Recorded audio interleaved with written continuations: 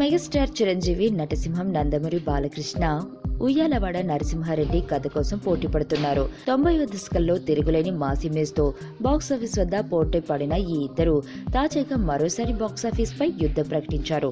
చిరంజీవి నటించిన ఖైదీ నంబర్ 150 జనవరి 11న రిలీజ్ అవుతుండగా, బాలయ్య గౌతమిపుత్ర సాధకర్ని జనవరి 12న రిలీజ్ అవుతుంది. దాంతో తీవ్ర పోటీ నెలకొంది. ఆ విషయాన్ని పక్కన పెడితే స్వాతంత్ర్య భారతావని కోసం అరివీర భయంకరంగా పోరాటం చేసిన యోధుడు ఉయ్యాలవాడ నరసింహారెడ్డి. ఆ కథతో సినిమా చేయాలని చిరంజీవి ఎప్పటి నుండో అనుకుంటున్నాడు.